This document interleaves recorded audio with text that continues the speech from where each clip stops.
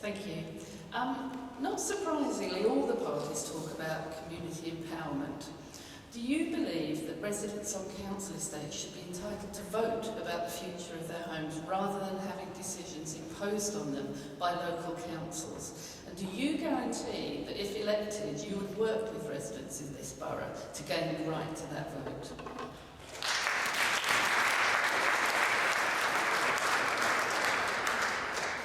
As I say, it's an issue that has been raised by a lot of people. Have you been letting them down, Andy's daughter?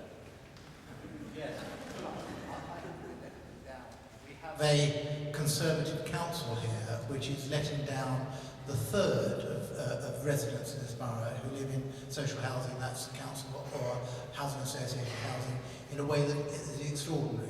Now, I think what Shirley is referring to is the proposals to demolish some of the major council estates in the borough, which is clearly an unreasonable and irrational proposal. And to answer your question directly, yes, of course, people should have a decision on what happens to their homes and their neighbourhoods, and it's outrageous and disgraceful in the 21st century that local authorities, democratically elected, should behave like robber barons in the way that Hammersmith Council is. All I would add to that is that actually their proposals go much, much further than that, which is to say that if a Conservative government were returned, then they proposed nothing less than the abolition of social housing as an entity, so that we would have market rents, so that we would have no security of tenure.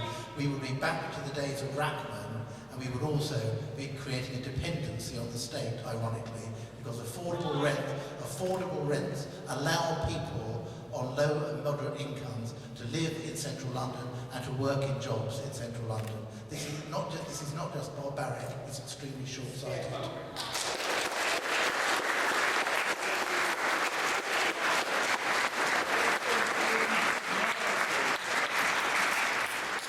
I would ask, but we're encouraging you to applaud for those candidates when you agree with them, but if you can refrain from hurling your comments, that would be helpful. And Sean Bailey, how are the Conservatives doing, and what would you do to support the councillors or not? Firstly, as someone who's lived in social housing all his life, I understand what it's like to be dictated to from a council or anybody else who's in charge of that thing. What's apparent to me is that locally, the local Labour Party have made a great play of this, and they've made lots of allegations, and they've refuted things that the council have sent out. The council have given cast iron guarantees about this, that and the other. If you look at the housing situation in the country in general, what changes a community is its ability to stay together or not. In Hammersmith, we have lots of one beds, no 2 and 3, no 4 and 5 bedroom places, and that's the kind of thing the council's going on. In the local framework agreement, what they're talking about is a 20 to 30 year period, which they have to cover for, and you have buildings that we have here, some were built so badly we ended up in court and get the money back from the developer, the people who built them.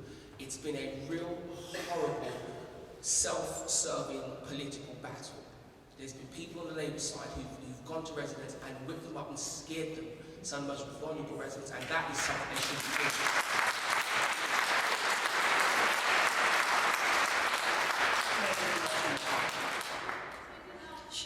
Yes, surely. In fact, I'd like to answer your question I was going to say, because you're talking about community empowerment, and I do understand this because I'm on the board of a registered social landlord, and I think it's so important to have resident tenants on the board. So what we do need here, which we don't seem to have, is to have H&F Homes and Notting Hill Housing and all these housing associations engaging the community and the residents more so that they have a say in their future.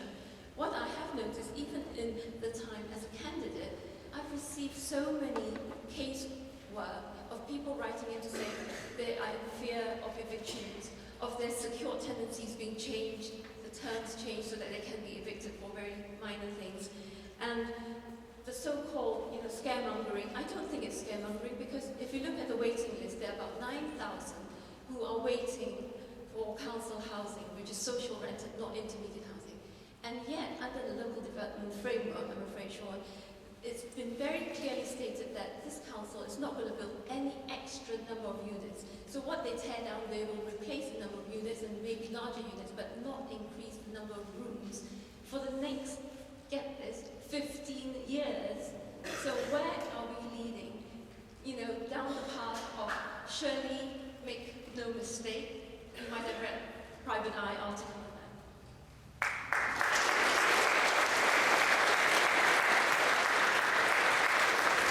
that. Real crisis out there, and there isn't enough council homes. And council homes were sold off, and it was a great problem, and we need to build more of them.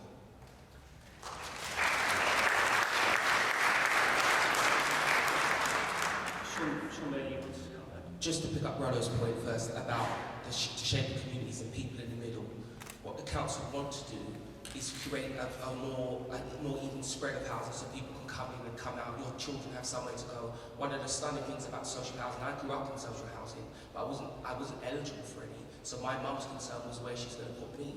Anybody who lives in this borough now in social housing, where are your children going to be put? What are you going to do with your children? One of the key things. And I'd like to say this: if this is some evil conservative plot, why are Greenwich Council doing it? Why are Hackney Council doing it? Because they're both Labour councils. They're both doing it on a larger scale as well. And sorry, Shirley, just to answer your question directly, yes, I would help in any way possible to represent residents all the time, because I have deep personal experience of this. Again, something Rollo just said.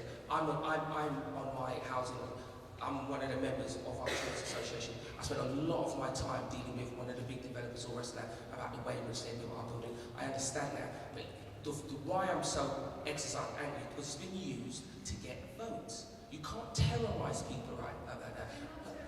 They are. They are. I've spoken to so many people. People were sent letters with swastikas on them and all kinds of stuff. They were terrorised. People write to me. You Shirley, understand. You have great understanding of what's going on. Other people didn't, and they were saying, well, am I going to be a meeting next week? There's a rumour going around, I'm going to move people to Dagenham. I mean, where did that come from? It's not fair to treat people in that way. Okay, well, let's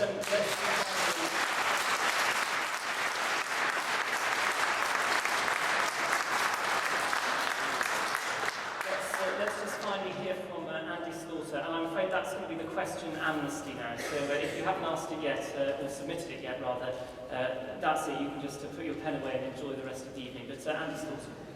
There's nothing wrong with redevelopment, and talking about councils, Labour councils like Greenwich, they are doing redevelopment schemes. We're talking about something different. We're talking about gerrymandering and destroying communities by saying that they are not decent places to live. So that's one idea. The second is intermediate housing. I absolutely believe in intermediate housing, and again, when I was running the council here, we built a higher proportion of intermediate housing than I think any council in London. But what is being called intermediate housing by Boris Johnson, by the Tories here, is housing for people on up to £73,000 a year. And the entry point for almost all of that housing is at least £40,000 income a year, when 40% of the people in this borough are on incomes of less than £20,000 a year. That's a cynical attempt to pretend you're housing people in need when you're not. And the final thing I'd like to say is, could we hear an answer to the question that was asked? Will you allow, the other candidates here, will you allow people the chance, those who were clapping Sean, think about it, because I don't know how many of you live in social housing, if your houses were about to be knocked down, wouldn't you like the choice to vote democratically and say to the council, no, we like our neighbourhoods, we like living in Hammersmith, we don't want to move away. Just give them that choice.